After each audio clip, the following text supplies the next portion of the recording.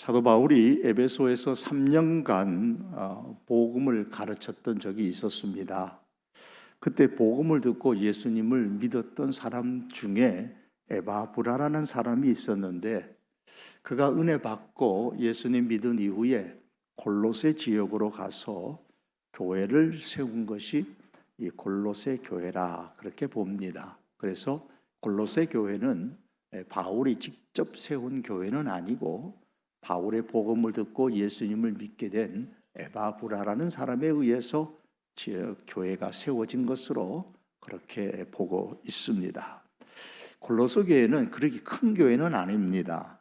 가정을 중심으로 해서 모이는 작은 교회였습니다. 하지만 그럼에도 복음의 열매를 잘 맺고 자라가고 있었고, 교회가 믿음 안에서 질서를 유지하면서 성장하고 있었는데, 그런 와중에 교회에 이단이 침투하게 됩니다. 에바브라 역시도 신앙의 연조가 짧기 때문에 이 문제를 가지고서 그 당시에 로마의 가택 연금 상태로 수감되어져 있는 바울을 방문하였고, 에바브로로부터 골로새 교회의 향황을 들은 바울이 이 골로새서를 기록하게 된 것입니다. 따라서 이 골로새서 말씀은 당시 교회 안에 침투한 거짓 철학과 율법주의와 금욕주의 등의 잘못된 가르침을 일삼고 있는 이단 사상에 대해서 반박하며 바른 진리를 가르치는 내용입니다. 특별히 골로새서 2장은 예수님을 구주로 믿는 사람은 두 가지를 잘 해야 한다 그랬습니다. 이것은 2장 6절과 7절의 말씀에 기록되어져 있는데요. 그러므로 너희가 그리스도 예수를 주로 받았으니 그 안에서 행하되 그 안에 뿌리를 박으며 세움을 입어 교훈을 받은 대로 믿음에 굳게 서서 감사함을 넘치게 하라 그랬습니다. 이 말씀에 보면 예수님을 주님으로 구주로 고백하는 사람은 첫째는 믿음에 굳게 서야 한다 그랬습니다. 건강한 나무가 땅에 뿌리를 깊이 내리고 있는 것처럼, 그렇게 해야지만 또 건강한 나무가 되는 것처럼, 굳건한 믿음의 소유자가 되려면 예수 그리스도, 특별히 예수님의 십자가라는 그 땅에 믿음의 뿌리를 깊이 내리고 있어야 합니다. 두 번째로는 감사가 넘쳐야 한다 그랬습니다. 사단과 이단은 불평을 통해서 접근해 오기 때문에 사단과 이단을 차단하는 방법 중에 하나는 예수님의 십자가의 은혜에 대해서 적극적으로 감사하는 생활을 하는 것입니다. 그러면 그 당시 로마의 사형 방법 중에서 가장 끔찍한 사형 방법인 이 십자가가 과연 성도와 무슨 상관이 있길래 십자가를 바로 알면 믿음이 굳건하게 되고 사단과 이단의 침입을 막을 수가 있는 것일까? 여기에 대해서 가르쳐주는 말씀이 오늘 본문 2장 13절에서 15절의 말씀입니다. 십자가를 바로 알려면 본문에 보시면 사람이 어떤 존재인가를 먼저 알아야 합니다. 그래서 오늘 본문은 예수 그리스도의 십자가를 말씀하기 전에 인간이 어떤 존재인가에 대해서 기록하고 있습니다. 13절에 보면 인간을 일컬어 범죄와 육체의 무할례로 죽었던 너희다 그렇게 규정을 했습니다. 범죄라는 것은 아담 이래로 가진 원죄, 그리고 구체적으로 자기 자신이 행한 모든 자범죄를 통틀어서 하는 단어입니다. 그리고 육체의 무할례라는 것은 이방인 상태로서 언약 밖에 있는 상태에 있는 사람이다라는 뜻입니다. 또한 죽었다라는 말은 죄로 말미암아서 영적으로 완전히 무능한 상태, 영적 타락을 의미합니다. 따라서 이 13절의 말씀은 인간은 죄 때문에, 그것이 원죄든 자범죄든 죄 때문에 영적으로 죽은 사람이고 전적으로 타락하여서 전혀 희망이 없는 하나님의 언약밖에 사람이다라는 말입니다.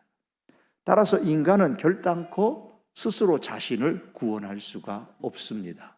스스로 자신을 구원할 수 있는 그 어떤 힘도, 그 어떤 이성도 사람에게는 남아있지 않습니다. 이것을 철저하게 깨달은 바울은 오라, 이 사망의 몸에서 누가 나를 건져줄 것인가, 그렇게 탄식을 했던 것이지요. 이런 상태에서 우리가 믿음을 가질 수 있을까? 전혀 없어요. 전적으로 타락한 상태에서는 우리는 결단코 믿음을 가질 수가 없습니다. 그렇다면 우리가 믿음을 가졌기 때문에 구원을 받은 것이 아니고, 하나님께서 그 크신 사랑으로 우리를 먼저 살리셨기 때문에 우리가 믿게 된 것입니다. 그래서 고린도후서 말씀에서는 그리스도의 사랑이 우리를 강권했다, 하나님의 사랑이 우리를 강권하였다라고 말씀합니다.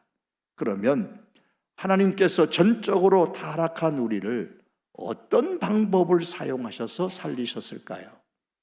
이에 대해서 13절 하반절은 말씀합니다.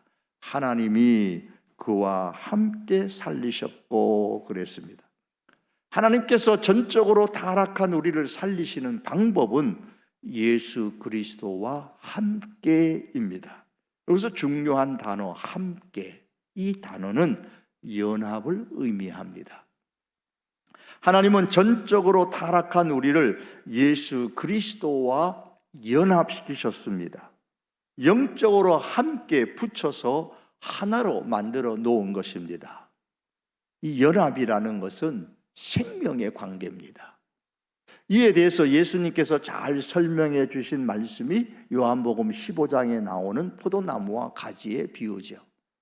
예수님은 포도나무요, 성도인 우리는 그 포도나무의 가지입니다. 가지는 스스로 열매를 맺을 수가 없습니다. 나무에 붙어 있어야만 생명이 흐르고 거기에 열매가 맺습니다. 가지가 나무와 연합되어 있는 것처럼 성도는 예수 그리스도와 연합되어 있어야만 생명을 얻고 열매를 맺을 수가 있습니다. 또한 연합은 공유의 관계를 의미합니다. 에베소서 5장에 보시면은 연합을 일컬어서 결혼에 비유하고 있습니다. 결혼은 두 사람이 하나가 되는 연합입니다. 신랑 신부가 결혼을 통해서 서로 연합이 되면 그 순간부터 신랑과 신부의 모든 것은 서로 공유됩니다.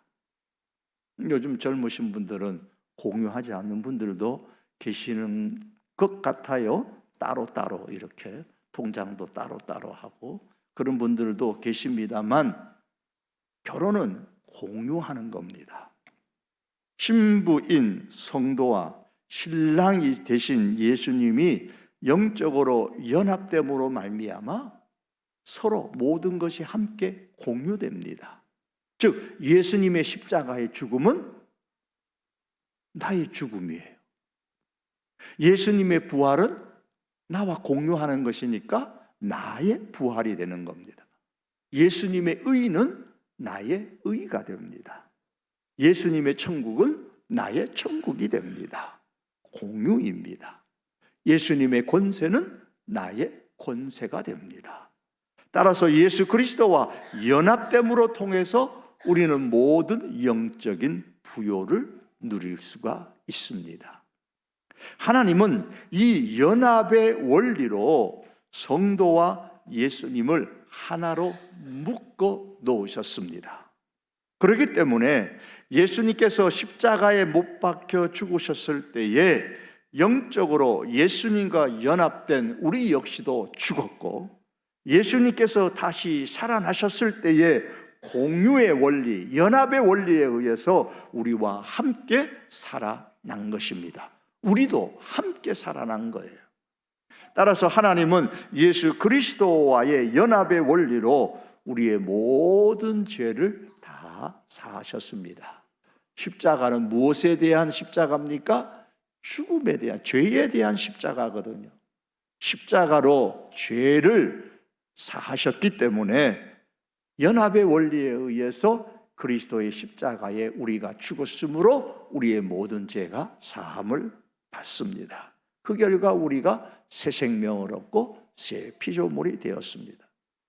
그러므로 여러분, 나와 예수 그리스도는 영적으로 연합된 관계이기 때문에 우리 성도는 이제 결코 혼자가 아닙니다. 내가 그리스도 안에 있고 그리스도가 내 안에 계십니다.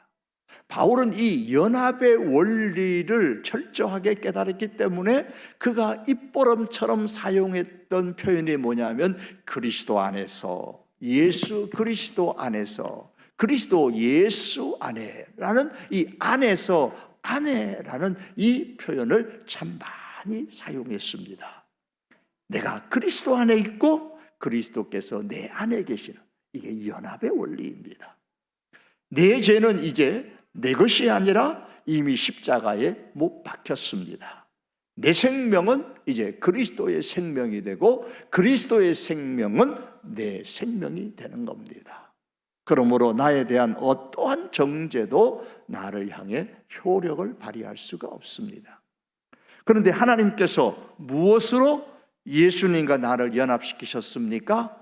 앞서 잠시 말씀을 드리긴 했습니다마는 예수님과 나를 연합시키실 때에 하나님이 사용하신 것이 뭐냐면 바로 십자가인 겁니다. 하나님께서는 예수님의 그 십자가로 예수님과 나를 영적으로 연합시키셨습니다. 그래서 예수님의 십자가의 죽음이 곧 나의 죽음이 되기 때문에 나의 모든 죄가 십자가로 인해서 다 사함을 받게 된 것이죠. 따라서 그리스도와 연합된 성도는 죄 사함을 받았고 율법의 정죄로부터 자유합니다. 율법이 아담으로부터 내려온 그 원죄와 내가 살면서 지은 자범죄를 총동원하여서 아무리 나를 향하여 너는 죄인이다 이렇게 정죄를 해도 그 정죄, 율법의 정죄는 내게 효력을 가질 수가 없습니다. 십자가 말미암아 율법의 정죄로부터 우리 성도가 자유하게 되었지요. 이에 대한 말씀이 바로 14절에 나옵니다. 우리를 거스르고 불리하게 하는 법조문으로 쓴 증서를 지우고 제하여 버리사 그랬습니다. 우리를 거스르고 불리하게 하는 법조문으로 쓴 증거다. 이것은 우리를 죄인이라고 고발하는 그 율법의 요구, 그리고 나에 대한 율법의 정죄를 의미하는 겁니다. 다시 말하면 우리의 죄에 대한 채무를 기록한 문서를 의미합니다. 자, 이것 봐라. 저 사람은 이렇게 죄를 짓지 않았느냐? 죄의 빚을 진 사람이다. 그러므로 이 죄에 대한 빚을 갚아야 되는 존재다라고 그렇게 율법은 끊임없이 우리를 정죄합니다. 그런데 이것을 어떻게 했다고 했습니까? 지우시고 제하여 버리사 그랬습니다. 법적인 문서를 완전히 무효화시켰다라는 뜻입니다. 죄의 문서를 완전히 불태워 없애버렸다라는 말입니다. 그뿐만이 아닙니다. 십자가에 못 박으시고 라고 했습니다. 이것은 율법이 고발하는 나에 대한 모든 형벌을 예수님께서 십자가에서 다 담당하셨다라는 뜻입니다. 이에 대해서 이사야 53장 6절은 유명한 말씀으로 기억하시지요. 우리는 다 양 같아서 그릇 행하여 각기 제 길로 갔거늘 여호와께서는 우리 모두의 죄악을 그에게 담당시키셨도다. 우리가 각기 제 길로 간 모든 죄를 누구에게? 그에게, 예수님에게 담당시키셨다 그랬습니다. 그게 십자가의 사건입니다. 그렇기 때문에 이사야 53장 5절은 말씀합니다. 그가 찔림은 우리의 허물 때문이요 그가 상함은 우리의 죄악 때문이라. 그가 징계를 받음으로 우리는 평화를 누리고 그가 채찍에 맞음으로 우리는 나음을 받았도다. 이렇게 선포할 수가 있는 것입니다. 그러므로 여러분, 하나님께서 십자가로 우리를 예수 그리스도와 연합시킴으로써 우리의 죄는 예수 그리스도 안에서 완전히 다 사라졌습니다. 왜냐하면 예수님께서 나의 죄에 대한 형벌을 대신하여 다 받으셨기 때문입니다. 연합의 원리에 의해서 예수님의 십자가는 바로 나의 십자가입니다. 그러므로 우리는 더 이상 율법이 아무리 우리를 저 사람 죄인이다 라고 고발을 해도 우리는 결코 율법의 정죄 아래서 살지 않습니다. 그래도 사람들은 말합니다. 나는 그래도 죄를 많이 지었는데요. 그렇게 양심 선언을 하시면서 죄책감에 시달리며 힘들어 하시는 분들이 간혹 계십니다. 이것은 사단의 전략입니다. 하나님은 더 이상 우리의 죄를 기억하지 않으십니다. 우리의 죄를 들추어서 다시 2심 재판하자, 3심 재판하자 그렇게 말씀하지 않으십니다. 대법원까지 우리의 죄를 가지고 그렇게 가서 3심 제도를 활용하지 아니하십니다. 히브리서 8장 12절은 말씀합니다. 내가 그들의 불의를 긍휼히 여기고 그들의 죄를 다시 기억하지 아니하리라 그랬습니다. 다시는 기억하지 않으신다 그랬습니다. 하나님께서 내 죄를 다시 기억하지 않으시겠다고 선포하셨는데도 불구하고 우리는 자꾸 내 스스로가 내 죄를 기억하고 스스로 양심 선언한답시고 죄책감에 시달리는 사람들이 있는 거예요. 절대 그러할 필요가 없습니다. 우리의 죄는 예수 그리스도 안에서 완전히 사라졌습니다. 물론 우리가 누군가에게 죄를 지어서 주님 앞에 고백했을 때에 그 모든 죄가 다 사함 받았지만 그 사람을 찾아가서 내가 잘못했습니다, 용서해 주세요, 그 행동들은 해야 되겠지만 하나님과 나와의 관계 속에서 그 죄는 이미 다 사함을 받은 겁니다. 이걸 믿으셔야 돼요. 이걸 믿고 우리는 감사함으로 잘 받아서 감사하며 살아가야 합니다. 그래서 예수 그리스도를 주로 믿는 사람은 그의 삶에서 감사가 넘쳐야 한다 그랬던 겁니다. 또한 하나님은 예수님의 십자가를 통해서 악한 권세에 대해서도 승리하게 하셨습니다. 15절 말씀입니다. 통치자들과 권세들을 무력화하여 드러내어 구경거리로 삼으시고 십자가로 그들을 이기셨느니라. 이 말씀에서 통치자들과 권세들이라는 것은 과거의 로마의 황제나 오늘날의 대통령과 같은 정치 통치자나 권세자들을 의미하는 것이 아니고 사단과 그를 따르는 악한 영적인 세력을 의미합니다. 사단과 그의 영적 세력들을 무력화한다 그랬습니다. 사단과 그의 세력들의 권세를 뿌리채 뽑아버리신다라는 뜻입니다. 그리고 마치 로마 시대의 전쟁에서 승리한 개선 장군이 로마로 입성할 때에 승리의 행진을 이렇게 하는 것처럼 예수님의 십자가로 사단과 그의 세력의 권세를 뿌리쳐 뽑아 이제 공개적으로 수치를 주어서 승리의 행진을 한다라는 뜻입니다. 완전히 이겼다 말입니다. 그래서 승리의 행진을 하는 거예요. 하나님께서 무엇으로 사단과 그의 세력들의 권세를 뿌리채 뽑아 완전히 승리의 행진을 하십니까? 십자가로 그들을 이기셨느니라 그렇게 선포했습니다.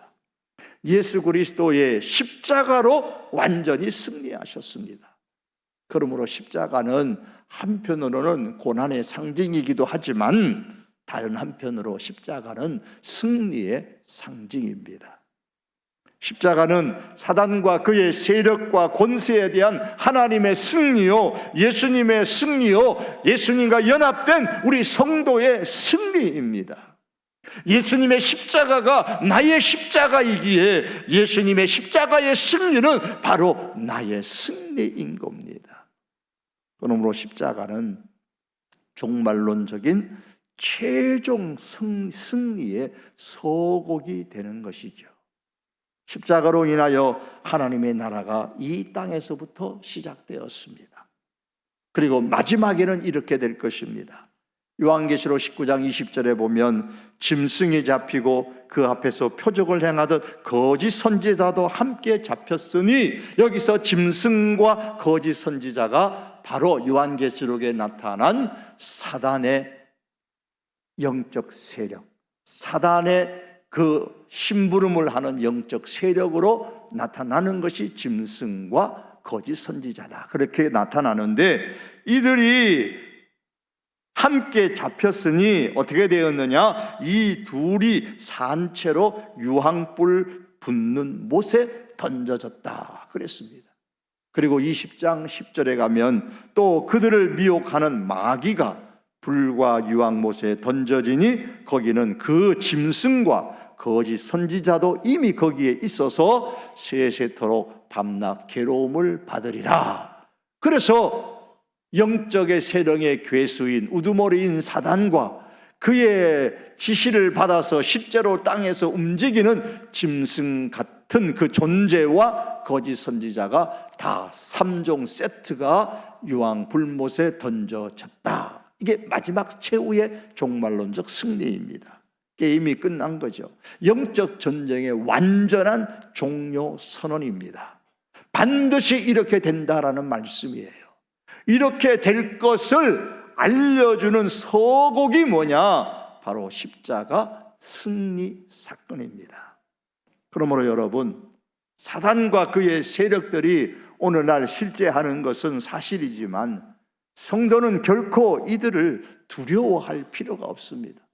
우리는 그들을 두려워할 이유가 없습니다. 사단이 우는 사자처럼 우리를 협박하고 때로는 천사처럼 우리를 유혹하지만 성도는 십자가로 인하여 이미 이긴 싸움을 하는 것입니다. 모든 권세는 예수 그리스도의 발 아래 있습니다. 그러므로 성도는 사단의 협박도 유혹도 두려워하지 말아야 합니다.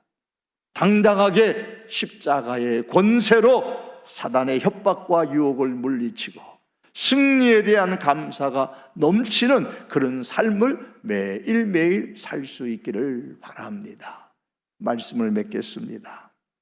사랑하는 성도 여러분, 예수님의 십자가로 우리는 예수님과 영적으로 연합되어졌습니다. 이 사실을 우리는 한순간도 잊지 말아야 됩니다.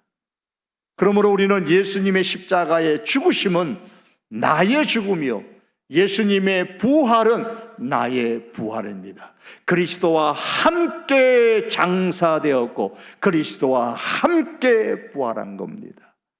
예수님의 생명이 나의 생명입니다. 그러므로 예수님의 십자가로 말미암아 우리의 모든 죄는 다 사하여졌습니다. 그리고 하나님은 이 죄를 기억하지도 않으십니다. 따라서 더 이상 과거의 죄에 얽매여 끌려 다니지 마시기를 바랍니다. 죄책감에 사로잡혀 죄에 묶여 그렇게 살지 마시기를 바랍니다. 죄책감과 스스로 나를 정죄하는 자기 정죄에서 벗어나서 믿음의 자유함과 감동과 감격과 감사함으로 살아가십시다. 그리고 예수님의 십자가로 말미암아 사단과 그의 세력의 악한 권세는 이미 패배하였고 예수님과 연합된 우리는 승리했습니다. 비록 영적 전쟁은 종말론까지 계속 진행되겠지만 우리는 승리의 편에 서 있는 사람들입니다. 그러므로 사단이 아무리 우리를 여러 가지 방법으로 시대마다 협박을 하고 때로는 달콤한 것으로 우리를 유혹한다 할지라도 그 협박과 그 유혹에 대항하여서 믿음으로 담대하게 싸워서 마지막 주님 앞에 설 때까지 우리 최후 승리하는 예수님의 사람이 될 수 있기를 주님의 이름으로 축복합니다. 기도드리겠습니다.